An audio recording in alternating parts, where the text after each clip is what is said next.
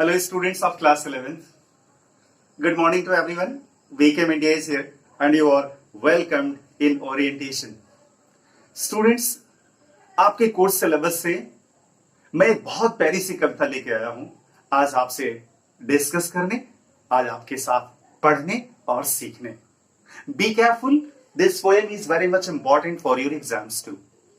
So, the poem is known, this is the first poem of your course syllabus.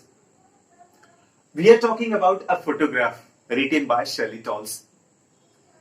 Shirley Tolson has given a feel, a touch, a moment that you have to think about your relations, about your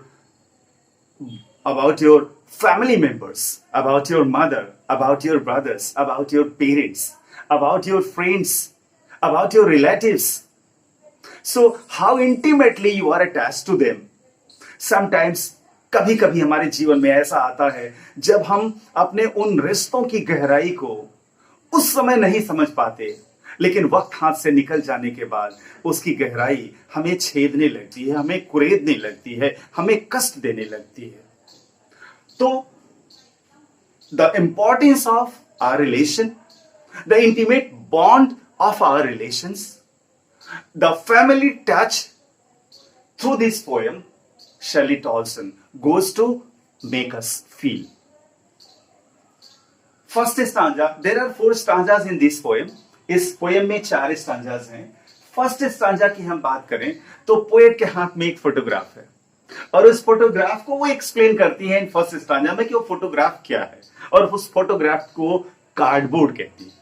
एक बहुत important question आपसे पूछा जाता है इस poem से कि what does the cardboard से, और ये पहला स्टांजा इसी प्रश्न का उत्तर है. So just you get it. The cardboard shows, वो फोटोग्राफ में क्या दिख रहा है? दिख रहा है two girl cousins went paddling. 2 छोटी छोटी लड़कियां हैं, एक बड़ी लड़की का हाथ पकड़े पानी में पैडलिंग कर रही, पानी में चल रही. My mother's hand, the big girl was 12. 3 लड़कियां हैं उस फोटोग्राफ में. जस्ट केयर, 3 लड़कियां हैं उस फोटोग्राफ में और जो बड़ी लड़की है वो बीच में है और 2 लड़कियां दोनों तरफ से उस बड़ी लड़की का हाथ पकड़ के पैडलिंग कर रही हैं. यही उस फोटोग्राफ में दिख रहा है. पोएट इंट्रोड्यूस करती हैं कि उसमें जो बड़ी लड़की है वो मेरी मां है. आगे बढ़ते हैं. First stanza is quite clear. Now in second stanza कहते हैं दे ऑल स्टूड स्टिल. ये तीनों लड़कियां पानी में एकदम चुपचाप खड़ी हैं, स्टिल खड़ी हैं और स्माइलिंग थ्रू देयर हेयर. उनके बाल उनके चेहरे तक आ रहे हैं और उनके होठों की मुस्कुराहट उनके बालों से होकर बाहर आ रही है. बहुत प्यारा सा वर्णन है ये. उनके चेहरे पर बिखरे हुए बालों से छन कराती हुई उनकी मुस्कुराहटें साफ दिख रही हैं और अंकल जो सामने कैमरा लेकर खड़े हैं उस कैमरे पर अंकल की तरफ मुस्कुराती हुई ये तीनों लड़कियां देख रही हैं और इनके चेहरे पर बाल बिखरे हुए हैं. आगे, a sweet face of my mother. The poetess goes to introduce her mother as the sweetest face. एक सबसे खूबसूरत चेहरा जो उन तीनों लड़कियों में लग रहा है उसको इंट्रोड्यूस कर रही और कह रही कि वो सुंदर सा चेहरा मेरी मां का है और वो तब का है जब मैं पैदा भी नहीं हुई थी. A sweet face of my mother before I was born. जब मैं पैदा भी नहीं हुई थी तब का वो फोटो है मेरी मां का. मेरी मां की उम्र उस समय सिर्फ 12 साल थी और थोड़ा सा आगे दर्द महसूस करती हैं. कहती है कि ये खूबसूरत चेहरा जो मेरी मां का है और वो तब का है जब मैं पैदा नहीं हुई थी. यह समुद्र जो बहुत कम परिवर्तित हुआ है, लेस चेंज्ड है, ये उसने मेरी मां के कदमों के निशान को धो डाला है. Transient feet washed out the transient feet of my mother. कल्पना करिए, पोएटेस कहती है कि मेरी मां जब समुद्र के किनारे गई होगी, सी बीच पर गई होगी, तो उसके कदमों से बालू के रेत पर उसके कदमों के निशान पड़े होंगे.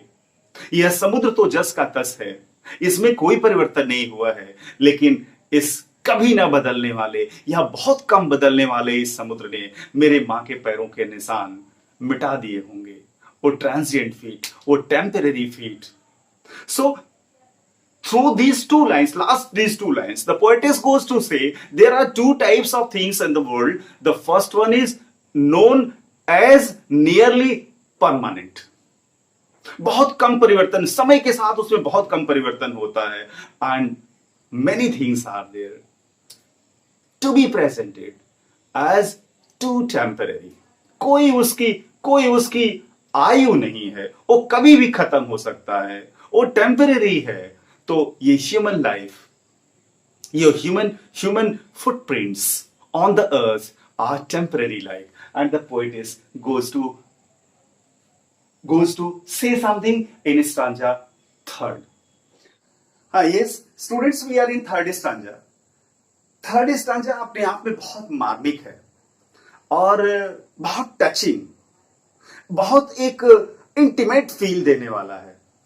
थर्ड स्टांजा में, जैसे सेकेंड स्टांजा में पोएटिस ने कहा कि इस नश्वर समुद्र ने, इस कम चेंज होने वाले इस अमर समुद्र ने मेरे मां के नश्वर कदमों को धो डाला है। थर्ड स्टांजा में पोएटिस याद करती हैं कि जब 20-30 साल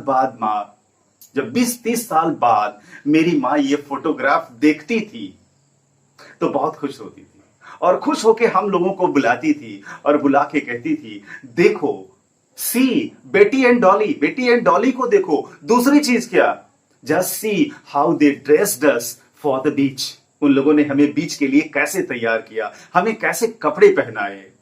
ये सी बीच हॉलीडे, पोएटिस बहुत बड़ी बात कर रही है, just you care it. Poetess कह रही है कि मेरी मां, ये सी बीच हॉलीडे मेरी मां के लिए पास था। मेरी मां थोड़ी देर बाद उदास हो जाती थी। आज ये फोटो देखकर जो मेरी मां मुस्कुराती थी वो मेरे लिए पास्ट है। अर्थात sea beach holiday was past for my mother and her smile is the past for me. We both are in loss. हम दोनों लोग नुकसान में हैं।